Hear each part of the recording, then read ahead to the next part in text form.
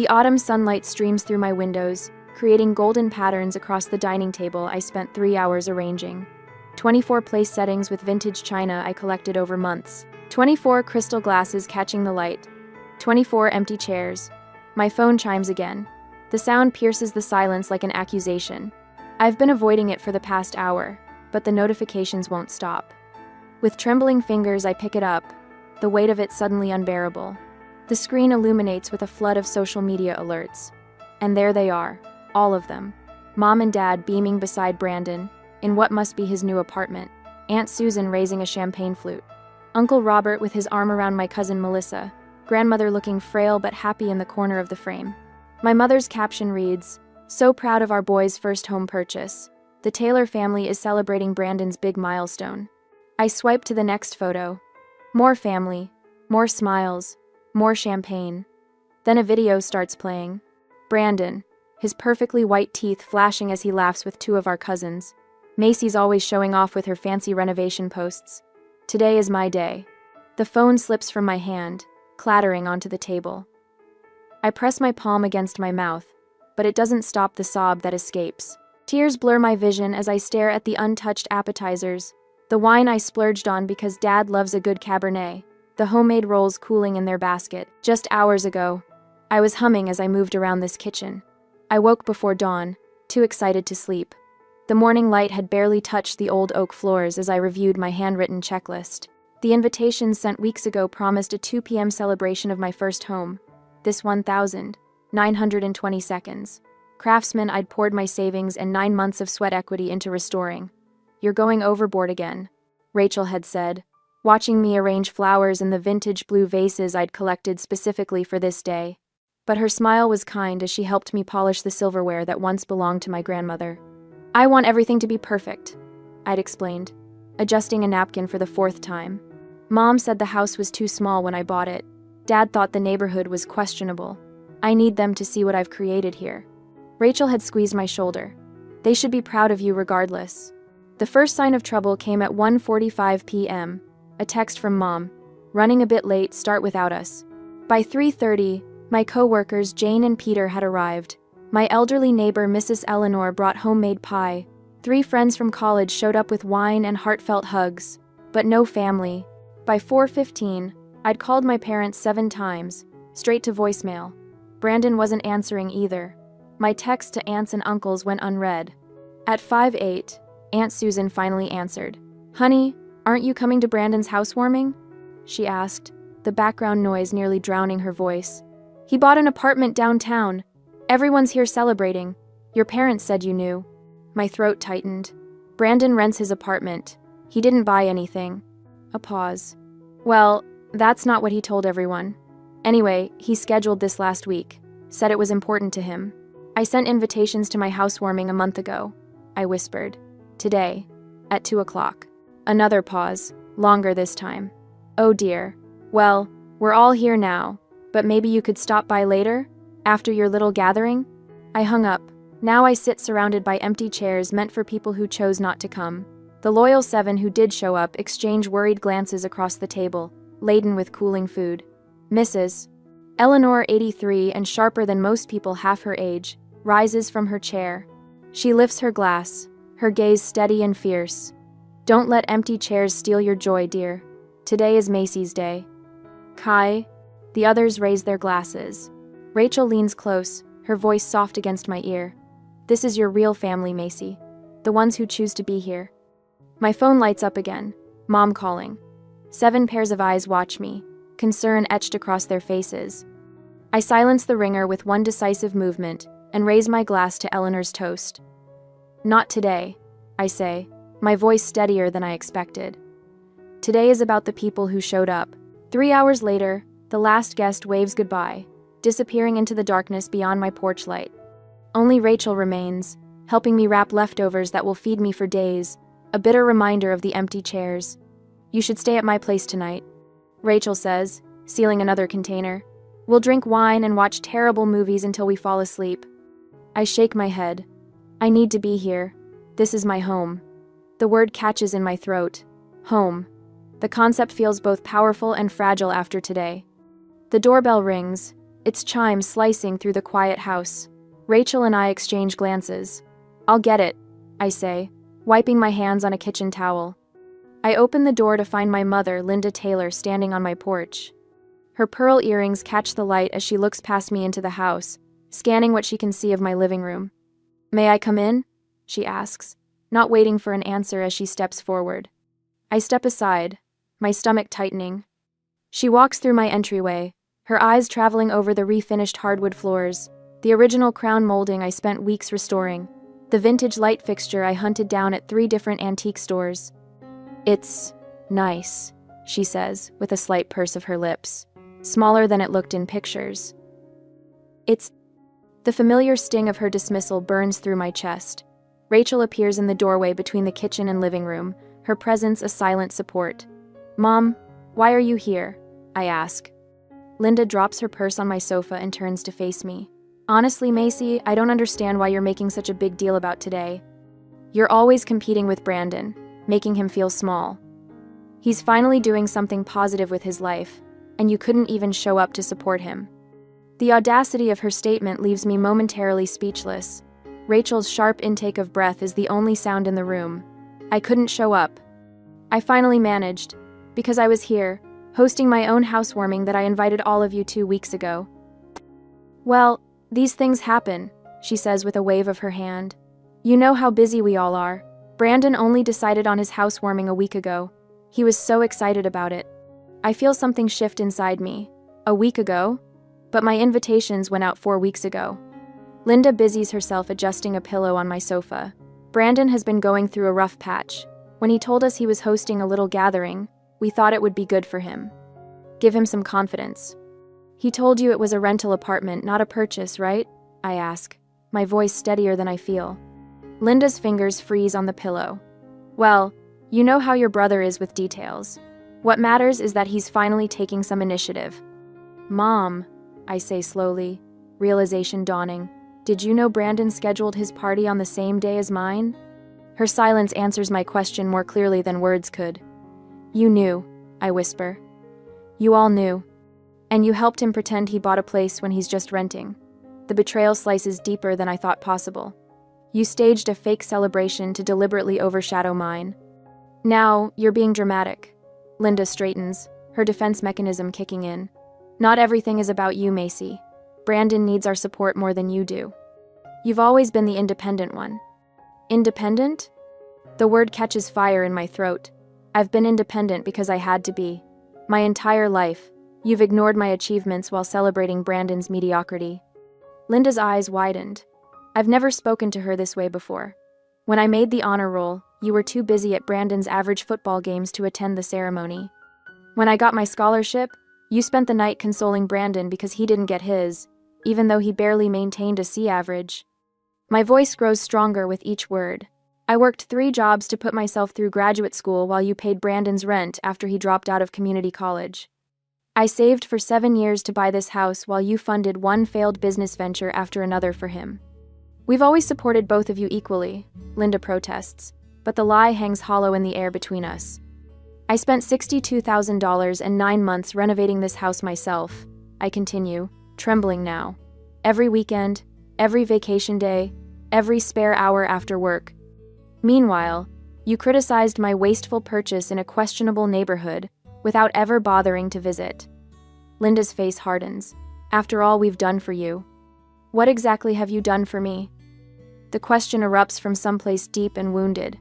"Name one thing you've done to support my dreams the way you support Brandon's."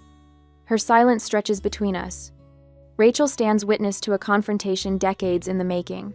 "This house is mine," I say, walking to the front door and pulling it open wide. "Earned by me. Get out." Linda's mouth opens in shock. This is not how our conversations end. Usually, I apologize for upsetting her, for being difficult, for existing in a way that requires more than she's willing to give. "Macy Elizabeth Taylor, you do not speak to your mother that way." "I just did," I reply, my voice calm despite the storm inside me. "Please leave." She gathers her purse, her shoulders stiff with indignation. "Your father will hear about this." "I'm sure he will." As the door closes behind her, I lean against it, feeling both hollow and somehow fuller than before. Rachel approaches quietly, wrapping her arms around me. "I'm proud of you," she whispers. Morning sunlight streams through my kitchen windows when the doorbell rings again. I've barely slept, replaying last night's confrontation in endless loops. When I open the door, my father, Charles Taylor, stands on the porch alone, his tall frame slightly stooped, his expression uncharacteristically uncertain. "May I come in?" he asks softly. I step aside wordlessly. Unlike my mother, he pauses in the entryway, taking in the details of my home with genuine attention. "Could I see it?" he asks. "The house, all of it." I lead him through each room, the kitchen with its restored original cabinets, the living room with built-in bookshelves I sanded by hand, the office where I work remotely 2 days a week, the guest bedroom that Rachel helped me paint a soft sage green. In my backyard, he stops by the vegetable garden beds I built last month. "You did all this yourself?" he asks. "Most of it," I answer. "Friends helped with the bigger projects." He nods slowly. "It's beautiful, Macy. You've created something special here." The compliment, the first genuine one I can remember from him, lands awkwardly between us. "Brandon told everyone he bought the place," he says suddenly. "We knew it wasn't true." The confirmation of their deliberate deception still stings, even though I already knew. "Your mother is very upset," he continues. I recognize the familiar pattern, the attempt to re-establish control through guilt. "Perhaps if you apologized, we could put this behind us." "I won't apologize for telling the truth," I reply, "or for expecting basic respect." His expression hardens slightly. "You know, Macy, we're not getting any younger, and our estate." "I don't need your money," I interrupt. "I never did." Something shifts in his face, anger, perhaps, at losing the leverage he thought he had. But in that flash of emotion, I see something else, the pattern that has defined my entire life. "You gave Brandon 3 business loans," I say quietly. "The sports equipment shop that closed in 6 months, the food truck he sold after 3 weeks. The investment scheme was actually a pyramid scheme." "He has potential," my father replies automatically. "He just needs support to find his way." "And what about me? Did I ever have potential worth supporting?" His silence speaks volumes. A car pulls into my driveway. Rachel emerges with an older woman I recognize as her friend, Dr. Elaine Foster. Behind them, Mrs. Eleanor parks her ancient Buick, stepping out with a covered dish in her hands. My phone chimes with messages from coworkers who attended yesterday, sending photos and supportive texts. "I should go," my father says, watching the arrivals with a frown. "Your mother expects you to call and apologize. The family has been through enough drama." "You can't threaten me with family estrangement when that's already my reality," I reply, walking him to the door. He pauses on the threshold. "This isn't how family treats each other, Macy." "I know," I say quietly. "That's the problem." As the door closes behind him, I lean against it, exhaling slowly. "Doctor." Foster approaches, her kind eyes assessing me with professional interest. "That's the first step," she says gently, recognizing the pattern. The little red notification dot on my Instagram app has been haunting me for 7 days. Every time I unlock my phone, it stares back, daring me to peek at the damage my family continues to inflict. I'm sitting in my home office, surrounded by the pale green walls I painted myself, when my phone buzzes with another text. "Aunt Susan again. Your mother is very upset. When are you going to apologize?" I set the phone down on my desk without responding. The wooden surface still smells faintly of lemon oil from yesterday's polishing. Through the window, I can see the maple tree in my backyard, its leaves turning golden in the October sunlight. Brandon's Instagram remains unchanged since the day of my housewarming. His profile still prominently features the apartment purchase announcement, complete with champagne toasts and congratulatory comments from relatives who never bothered to verify a word of it. "Enough," I whisper to the empty room. I pick up my phone and open my camera roll. There, waiting, is the photo Rachel took 3 months ago. Me standing on the porch of my Craftsman, holding the keys, face flushed with pride and exhaustion. The caption forms in my mind with perfect clarity as I type, "Renovation completed on my first home purchase. From rewiring to refinishing these 100-year-old floors myself. Thanks to everyone who supported this journey. First-time homeowner. Renovation. Craftsman style." I hit post without mentioning the betrayal, without tagging a single family member. The memory of buying this house washes over me. Working 60-hour weeks between my data engineering job and weekend freelance coding. Living in a studio apartment with furniture from college to save every possible dollar. Losing 3 homes in bidding wars before finally getting the call about this craftsman that needed too much work for most buyers. That moment, standing alone in the empty living room after signing the papers, pressing my palm against the worn wooden archway. No parents to celebrate with, no brother to help move furniture. Just me, a set of keys, and a house that needed as much care as I did. How different from Brandon's situation, the downtown apartment our parents helped secure with first and last month's rent. The furniture they purchased, the moving service they paid for. My phone pings with a message from Katie, my father's sister's daughter and the only relative who seems to see the situation clearly. Thought you should see this. Her text reads, followed by screenshots of the extended family group chat. My stomach tightens as I scroll through the messages. Aunt Susan. The situation with Macy is getting out of hand. Linda is beside herself. Uncle Robert. Brandon says she's just jealous of his success. Always has been. Cousin Michael. We all know Macy's always been difficult. Remember the fit she threw at Thanksgiving when she was 16? The fit they're referring to was my reaction when everyone forgot I'd been accepted to MIT with a partial scholarship. They'd spent the entire dinner discussing Brandon's C+ average in high school math. More screenshots follow, revealing the family mythology I've been battling my entire life. Macy the troublemaker. Macy the overly sensitive. Macy who needs to try harder to get along. The weight of their collective dismissal feels like concrete hardening around my chest. Later that day, Dr. Foster's office smells like sandalwood and old books. The leather chair creaks slightly as I shift my weight, recounting the family chat messages. The golden child versus scapegoat dynamic is textbook in your family structure, she says, her voice gentle but matter-of-fact. Brandon has been positioned as the one who can do no wrong, while you're assigned the role of the one who can never do enough. I've suspected this for years, I admit, but seeing it spelled out in that group chat, it's like they're living in an alternate reality. Doctor. Foster leans forward slightly. What would your life look like if you stopped seeking their approval? The question hangs in the air between us. For a moment, I can't breathe. I'd be alone, I whisper finally, cut off completely. Are you sure? She gestures toward the window. From what you've told me, you have Rachel, your colleagues, your neighbor, Mrs. Eleanor, people who choose to see you clearly. I consider this, but they're not family. Aren't they? Dr. Foster asks, her eyes kind. What makes someone family, Macy? The question follows me home, echoing as I pull into my driveway. Rachel's car is already parked out front. Along with 3 others I recognize co-workers from the office, paint cans and rollers visible through their car windows. Surprise! Rachel calls from the porch, gesturing to the group behind her. Painting party for the guest bathroom. We brought pizza and wine too. Inside, Mrs. Eleanor is already there, arranging flowers in a vase on my dining table. I brought cuttings from my garden, she explains. And I want to show you how to prune those rose bushes out front before winter. My grandmother taught me, and someone should know these old techniques. Over the next 2 weekends, the house fills with more than paint fumes and sawdust. Laughter echoes through rooms that once felt hollow with expectation. My co-workers, Jane and Peter, become regular dinner guests. Mrs. Eleanor teaches me her grandmother's secrets for growing the perfect tomatoes next spring. The doorbell rings on a Wednesday evening as I'm cooking dinner. Through the frosted glass, I recognize Brandon's silhouette.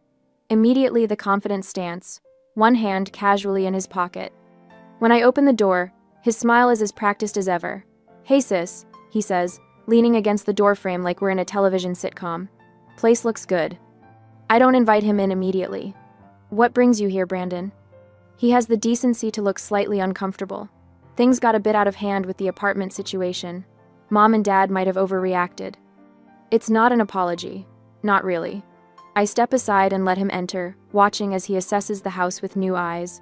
Listen, he says, circling back to his actual purpose within minutes. I've got this investment opportunity. Real estate development downtown. Small buy-in, big potential. I thought of you since you're into property now. The familiar pattern unfolds like a worn map. Brandon needs money. Brandon comes to Macy. Brandon expects Macy to provide. How much? I ask, more curious than anything. Just $15,000 to start. I'd pay you back once it takes off. Like the business loans from our parents that were never repaid. Like the temporary stay in his first apartment that they ended up financing for 2 years. I look at my brother, really look at him, perhaps for the first time. The charming smile that doesn't reach his eyes. The expectation of compliance is so deeply ingrained he doesn't even consider I might refuse. You've never seen me clearly, I say quietly, and I finally see you. His face hardens slightly. What's that supposed to mean? It means no, Brandon. I won't be investing in your project. After he leaves, I make a decision that surprises even me. I called my mother and agreed to Sunday dinner at their house, but first, I met with Dr. Foster to prepare. Remember, she says during our session, they'll try to pull you back into old patterns. You don't have to respond the way you always have. Rachel will be waiting nearby, I tell her, just in case. Good. What boundaries are you establishing before you go? I count them off on my fingers. I'll leave if they belittle my house or my choices. I won't discuss lending money to Brandon. I won't stay longer than 90 minutes. Dr. Foster nods. And what's your purpose in going? To see if honesty is possible, I reply. To see if there's anything worth salvaging. Sunday arrives cold and clear. I park in front of my parents' suburban home, its perfect lawn and matching porch furniture, a stark contrast to my eclectic craftsman. Taking a deep breath, I walk to the door. The silence when I enter the dining room is deafening. Brandon attempts a joke that falls flat. My father clears his throat repeatedly. My mother busies herself with serving dishes, avoiding eye contact. Thank you for coming, Macy, my father finally says. I take my seat at the table. I'm here to see if honesty is possible. The words land like stones in still water. No one seems to know how to respond to direct communication. We make it through most of dinner with strained small talk about weather and neighbors. My mother asks about my job but interrupts before I can fully answer. My father inquires about the house but winces when I mention the new water heater I installed myself. The tension breaks when my mother sets down her fork with a sharp click against fine china. I don't understand why you had to buy such an expensive house, she says. All that money when you could have had something more reasonable, like Brandon did. The lie hangs in the air between us. I stand up slowly, a napkin placed carefully beside my half-eaten meal. I didn't come for more lies, I say, my voice steadier than I expected. Macy, please, my father pleads, also rising. Family should forgive each other. I look at him directly, then at my mother, then at Brandon, who won't meet my eyes. Family should be worth forgiving first. The door closes behind me with quiet finality as I step into the cool evening air, breathing deeply for what feels like the first time in years. The morning sunshine spills across my kitchen counter as I arrange fresh-cut dahlias in the blue ceramic vase Eleanor gifted me.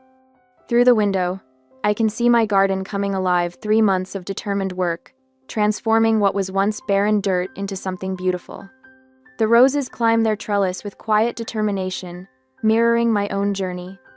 These Sunday dinners are becoming quite the tradition. Eleanor calls from my porch, where she's setting out her famous apple cobbler. At 83, she moves with surprising agility, refusing any help. Best day of my week, I answered, meaning it. The house feels different now, fully mine in a way it wasn't before. The dining room table that once displayed my family's absence now regularly hosts laughter. Rachel brings board games. Peter from work brings his guitar. My colleague Samantha brings her daughter who chases fireflies in the garden at dusk. I've grown comfortable with the rhythm of limited family contact.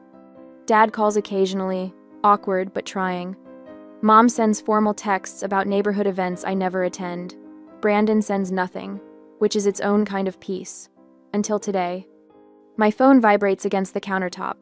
Rachel glances over from where she's chopping vegetables. Your face just did that thing, she says. I turn my phone toward her. On the screen, Brandon's social media announcement glows. She said yes. Jennifer made me the happiest man alive. Engaged. Finally found the one.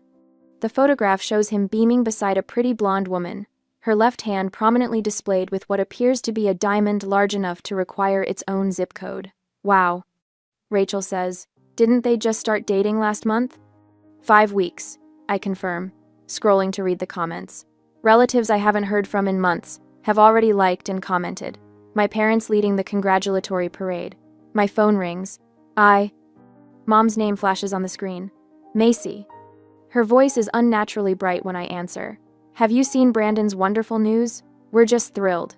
Jennifer is absolutely perfect for him. I press my fingertips against my temple. Congratulations. We're planning an engagement party in 3 weeks. The whole family will be there. She pauses meaningfully. This is important, Macy. Family obligations come first, especially for something this significant. The familiar pressure builds in my chest, the weight of expectations wrapped in guilt. I'll think about it, I say, instead of my usual automatic agreement. Think about it? Her voice rises. This is your brother's engagement. After everything we've done for you. I need to go, Mom. Sunday dinner guests arriving. I end the call before she can respond, my hands surprisingly steady. Within the hour, my phone fills with messages from aunts, uncles, and cousins, all variations on the same theme. Family comes together for important moments. Your brother would be there for you. Time to put differences aside. The most telling comes from Aunt Susan. Your mother mentioned you might help with wedding expenses since Brandon is between opportunities again. Rachel reads over my shoulder and makes a sound between a laugh and a snort. Of course, the golden child needs another bailout. Dr. Foster's guidance from our last session echoes in my mind. You don't need to respond to every crisis. Selective engagement protects your peace. I craft one careful message and send it to Brandon. Congratulations on your engagement. I wish you both happiness. Nothing more, nothing less. The others receive variations of, thank you for letting me know. I'll consider my schedule when the invitation arrives.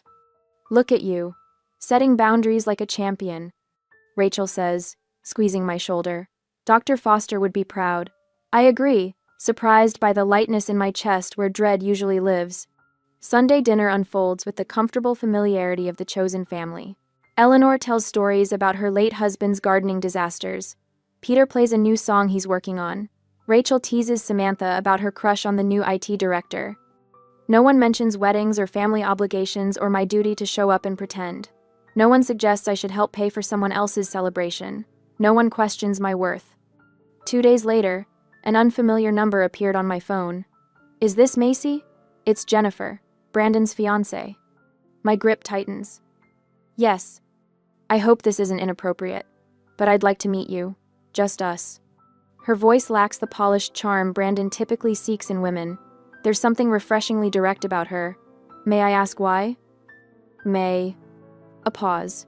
I saw what happened at your housewarming through old photos and comments. I've noticed how your family talks about you when you're not there. Another pause. I need to understand what I'm marrying into. The unexpectedness of her honesty catches me off guard. Coffee at Riverdale Roasters tomorrow at 2? I'll be there, she says, relief evident in her voice. That evening, Dad appeared on my doorstep, a cardboard box tucked under his arm. May I come in? I step aside, noting his careful respect for my threshold, a small but significant change from his previous entitled entries. He places the box on my coffee table. Found these in the attic. Thought you might want them. Inside are family photographs I've never seen me at 5, proudly holding a science fair ribbon, me at 12, sitting in Grandpa's workshop learning to sand wood, me at 16, beaming in front of the used car I bought with my own savings. I took these, Dad says quietly. Your mother thought it was silly to waste film on everyday moments. My throat tightens as I lift a photo of myself in a graduation cap and gown, face alight with achievement. Dad stands beside me, a rare smile on his face. We failed you, he says simply. I failed you. The words I've waited decades to hear land with surprising weight. Not satisfaction, not triumph, just a complicated ache. Brandon told everyone the engagement ring is paid for. He continues, staring at his hands. It's not. He used Jennifer's credit card with promises to pay her back. I wait, letting him sit with his complicity.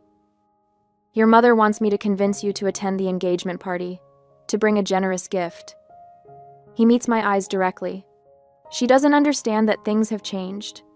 Outside in my garden, Eleanor's wind chimes signal a shifting breeze. Some things have changed, I agree. Some haven't. Dad nods, understanding the boundary. He stands to leave, pausing at the door. The house looks beautiful, Macy. You've built something real here. 2 hours later, Mom arrives unannounced, barging in with familiar entitlement. "This ridiculous distance has gone on long enough," she announces. "You will attend Brandon's engagement party and behave like family, or you won't be family. It's that simple." The threat that once would have devastated me now feels strangely powerless.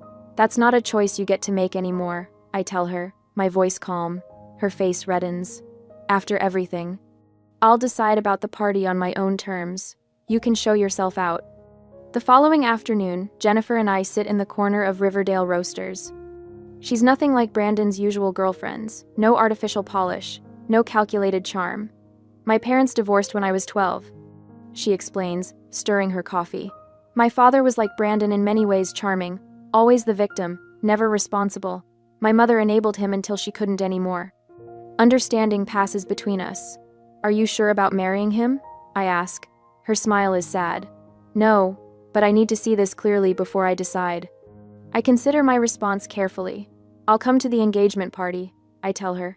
"Not for them, for me and for you." Later, in my garden, Eleanor helps me deadhead roses as the setting sun casts long shadows. "Will going back into that environment hurt you?" she asks, her weathered hands gentle with the blooms. I consider the question. Perhaps, but I'm not the same person they think I am. Eleanor nods, wisdom in her eyes. "Family isn't who you're born to. It's who sees you truly." 5. I look at my house, windows glowing with warm light, garden taking root, strength visible in every repair and renovation I've completed with my own hands. "This house taught me what family should be," I say, realizing the truth of it as the words leave my lips. People who show up, people who stay, people who see you even when it's not convenient or comfortable. The evening breeze carries the scent of roses and freshly turned soil, growth and boundaries intertwined. On the engagement day, the cream-colored walls of the Westbrook Country Club blur past as Rachel and I walk through the entrance. The weight of my decision to attend Brandon's engagement party sits heavy on my shoulders, but my spine remains straight, my chin lifted. "You look stunning," Rachel whispers, squeezing my hand. Simple elegance beats showing off any day. I chose a forest green dress that skims my figure without drawing attention. No statement jewelry, no elaborate hairstyle. Just me, unadorned and unapologetic. The murmuring stops as we enter the main reception area. Relatives freeze mid-conversation, drinks hovering near lips. Some nod awkwardly, others look away. I spot Aunt Susan whispering behind her hand to Uncle Robert, their eyes darting in my direction. Brandon stands near the gift table, his smile faltering as he notices me. He clearly expected an empty chair with my name on it, another opportunity to paint me as the difficult one. Jennifer waves from across the room, relief washing over her face. My parents approach with practiced smiles that don't reach their eyes. Mom's relief quickly morphs into something sharper, more calculating. Dad shifts his weight from one foot to the other, his standard response to impending conflict. "You came," Mom says, her voice pitched for the benefit of nearby relatives. "How thoughtful." "Wouldn't miss it," I reply, keeping my voice light. The weight of unsaid words hangs between us. 20 minutes pass in small talk, with distant relatives, who suddenly find the weather fascinating. I stand at the refreshment table, sipping sparkling water, when Mom materializes beside me. "Listen carefully," she hisses, face arranged in a pleasant smile for onlookers. "Don't mention your house tonight. This is Brandon's moment." The old pattern tries to reassert itself. Linda dictates. Macy complies. Dad hovers nearby, his expression torn between intervention and preservation of the precious family peace. "Mom, not everything has to be about you," she continues, rearranging canapes on her small plate. "Just once, can you let your brother have his moment without competition?" Before I can respond, Jennifer approaches, her cream cocktail dress catching the light. Her eyes darted between Mom and me, reading the tension. "There you are, Macy," she says warmly. "I've been hoping to catch you." Mom's smile tightens. "We were just discussing family matters, dear." I take a deep breath, centering myself. Dr. Foster's words echo in my mind. "Your response belongs to you, not to them." I turn to Jennifer, a genuine smile warming my face. "I'm here to celebrate you, Jennifer. Nothing else matters tonight." The simple truth hangs in the air. Mom's fingers tighten around her glass. her manipulation attempt thwarted. Jennifer links her arm through mine, pulling me gently away. "Thank you for coming," she whispers. "It means more than you know." The evening progresses, a careful dance of social niceties. Then comes the moment Brandon rises for his toast, champagne flute in hand. "Jennifer and I are so grateful to see everyone here tonight," he begins, his charm on full display. "As you know, this year has been full of milestones for us. My new home purchase, this engagement." Jennifer's smile falters. Her eyes find mine across the table. The relatives who believed his apartment purchase story shifted uncomfortably in their seats. Aunt Susan studies her plate with sudden interest. I sit still, sipping my water, refusing to correct or engage. The lie collapses under its own weight as Jennifer's confusion becomes visible to everyone watching. After the toast, Jennifer pulls Brandon aside. Their heated whispers carry across the room. Brandon's gestures grow increasingly desperate as he glances toward our parents. Mom straightens the centerpiece with fierce concentration. Dad examines his watch as if time itself might rescue him. Later, I step onto the terrace for fresh air. The spring evening wraps around me, cool and clean. There you are. Jennifer appears beside me, her eyes red-rimmed but clear. "Are you okay?" I ask. She shakes her head. "I had no idea how deep this goes. The apartment, the job promotion he never got, the savings that don't exist." Her voice breaks. "Your parents know, don't they?" "They've always known." "Yes," I answered simply. "They've always known." "How do you handle it? This family?" I consider her question, watching the stars appear in the darkening sky. I'm still learning, but choosing the truth helps, even when it hurts. The terrace door bangs open. Brandon storms toward us, face flushed. "What are you doing?" he demands. "You're turning her against me." Jennifer straightens. "She's just being honest with me, Brandon." "Honest?" He laughs bitterly. "She's always been jealous of me. Ask anyone in the family." "I just did," Jennifer says quietly. "I asked your cousin Mark about the apartment. He seemed confused." Brandon's mask slips, revealing the entitlement beneath. "So what if I rent? Everyone embellishes sometimes." "This isn't about the apartment," I say quietly. "It's about the pattern." The family mythology unravels before everyone on the terrace. 3 other relatives have wandered out, witnessing Brandon's growing agitation. I gather my purse, suddenly weary. I should go. Mom appears in the doorway, her voice tight. "Macy, don't make a scene." Dad steps forward, his face lined with something new recognition. "Let her go, Linda. We've done enough." The simple statement hangs in the night air. Mom stares at him, shocked by this deviation from the script. I walk past them, head high, steps measured. The relatives part like water, their expressions ranging from confusion to dawning understanding. Outside, the spring air fills my lungs. Rachel waits by the car, a question in her eyes. "Ready?" she asks. I look back at the country club, its windows glowing with light. Inside, the truth has finally broken through. Whether they embrace it or continue denying it no longer dictates my peace. "Yes," I answered. "I'm ready." The sunlight filters through new curtains, painting golden patterns across my dining table. A year has passed since I sat here, surrounded by empty chairs. Today, 8 place settings await, with vintage blue vases holding roses from my garden. 8 chairs that will be filled by people who choose to be here. I run my fingers across the oak table, remembering how it felt that day when my phone revealed the truth about my family. The memory stings less now, dulled by time and healing. "Doctor." Foster calls this progress. "Something smells wonderful," Rachel says, appearing in the doorway with a bottle of wine. She's been here since dawn, helping prepare for tonight's dinner. Our Sunday tradition for almost a year now. "Eleanor's recipe," I answer, smiling as I adjust a napkin. She swore her pot roast could heal anything. The walls around us tell our story better than words could. Photos of my chosen family fill spaces once reserved for blood relatives. Rachel and I painted the living room. Peter and Jane from work helping install bookshelves. Mrs. Eleanor taught me to plant hydrangeas before her health declined last winter. "You should see the garden," I tell Rachel, leading her to the back door. "It's wonderful." Outside, the yard has transformed from barren dirt to vibrant life. Eleanor's gardening lessons weren't just about plants. Gardens teach patience. She told me during our therapy sessions.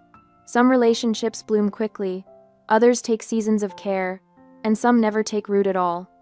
Dr. Foster and I meet monthly now instead of weekly. Yesterday, she asked what I've learned in a year. I've learned to build fences, I answered. Not just the white picket one outside, but boundaries that protect what matters.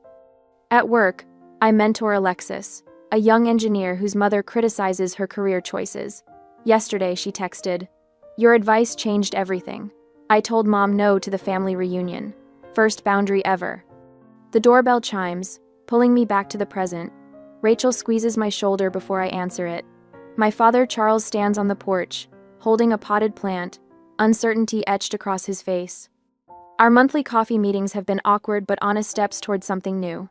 "I thought your garden might have room for this," he says, offering a small lilac bush. "Your grandmother had one at our first house."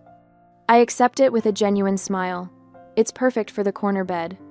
Inside, Charles takes in the transformed space, the home my mother still refuses to visit. She remains locked in her narrative where Brandon deserves endless chances, and I remain ungrateful. Brandon blames Jennifer for leaving him after the engagement party truth came out. Last I heard, he moved back home, still spinning stories about opportunities just around the corner. The doorbell rings again. More chairs fill as my chosen family arrives. Laughter echoes through rooms once filled with silence. Charles watches from the periphery, his presence both foreign and familiar. When everyone is seated, Mrs. Eleanor's empty chair, an honored absence among us.